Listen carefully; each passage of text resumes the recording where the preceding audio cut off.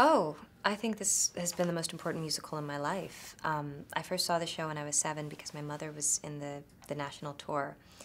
And the second time I saw the show, she went on as Fantine because she was the understudy.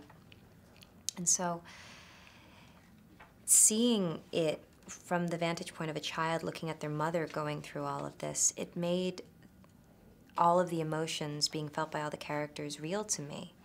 I think because I was so invested in it. And I remember that night, I remember what I wore that night. And I couldn't have had any appreciation of my soul at that time because I don't think I even really knew what a soul was.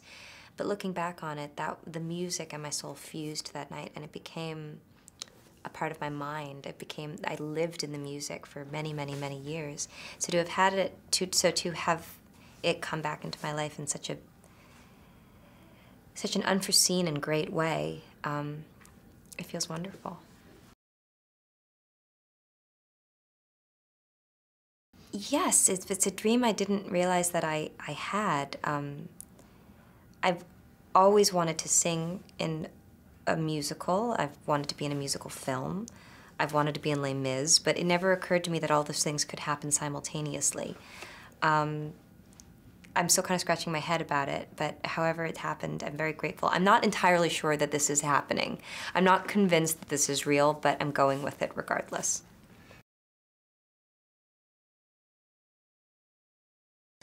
Well, I auditioned in, I think it was August of 2011, for Tom Hooper and Nina Gold, our casting director. And Tom Hooper is our director. And it was 3 hours long, and we began with I Dreamed a Dream. And when I finished it, I looked up and Tom was crying. And I just thought, okay, that's good. I made the director cry. And I immediately think, okay, like, who else has he seen? Do you think that they made him cry? And then he said, I've heard that song a few times now, and it's never made me cry before. I just thought, oh, that's a very good sign. That gets me very, very excited. So then we just sang through it again and again and again. We sang through the arrest, and then Tom asked me if I wouldn't mind doing the death scene, which I hadn't been asked to prepare, but given my history with the show, I knew quite well. And I was very grateful that I knew very well. And about a month later, I found out that I got the part.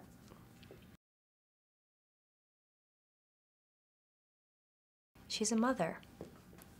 That's the way I view motherhood. That's the way I view my own mother. I mean, not that I would ever want my mother to suffer that much, but I know how much my mother loves us, and I know what she would do to ensure our happiness and our health. I mean, she sacrificed a career as an actress. The other very meaningful thing about the show for me and my family is this was the last role my mother had before really retiring and staying at home and raising me and my brothers.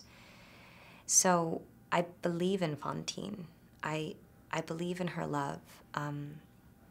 I've seen it, and this show resonates with me on a very, very deep level, and her story resonates with me. I hope that we eventually get to a place as a species where we don't put people through the kind of suffering that Fantine is put through.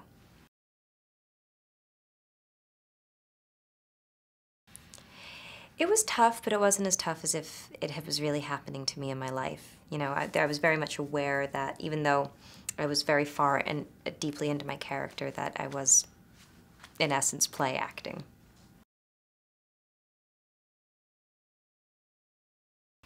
I was so surprised because I think maybe because of the subject matter of the King's Speech, it being about royalty, I expected Tom to be very, and because Tom, when you first meet him, he has there's a lot of restraint there. So I was expecting him to be a very cold and inaccessible Englishman, and I wasn't prepared for the tenderness and the big-heartedness that Tom has. If I would sit there and I would be, you know, getting into character and I have to go to some emotional and very painful places, he would be right there next to me, just letting me know that I was safe and that I was okay. And knowing that he had that level of compassion inside of him made me let go and trust on behalf of Fantine that all of who she was going to be seen and appreciated by someone with a good heart.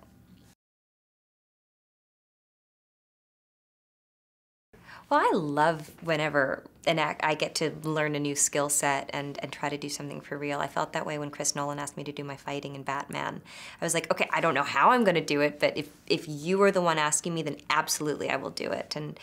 So when Tom asked us all to do live singing, I think we all felt very much the same way, that it was going to be tough, it was going to be very challenging, but totally worth it if we somehow managed to pull it off.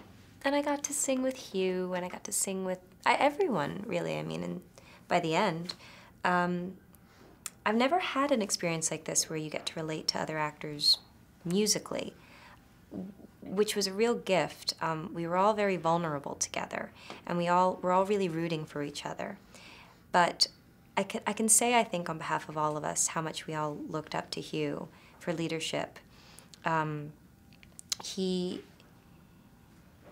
He totally embraced the challenge. He never complained for 1 minute, and he had to work way longer than any of us did. So many more days, so many more hours, in such terrible conditions, had to lose 30 pounds, had to gain 30 pounds. I mean, he really was the one who had to go furthest into the fire, and he did so with joy and without complaint. And he did so brilliantly. His performance is just remarkable in this movie. So we all felt that we had a great leader, and I felt very grateful that I was continuing my relationship with Hugh Jackman. I was so proud to be in it, and I just thought, the first time I saw it, it's very difficult the first time you see something because all you can see is what the film is not, and you can't take in what it is. So the first time I saw it, I just thought, okay, I don't know why, but I know this is a great film. And then when I saw it again, I thought, oh, now I know why. This is uncharted territory. This is bravery. This is deep understanding of the human condition. And there's just so much talent up there. And emotion the emotion without being broad the emotions without being broad were universal. And I just thought, that's a great movie.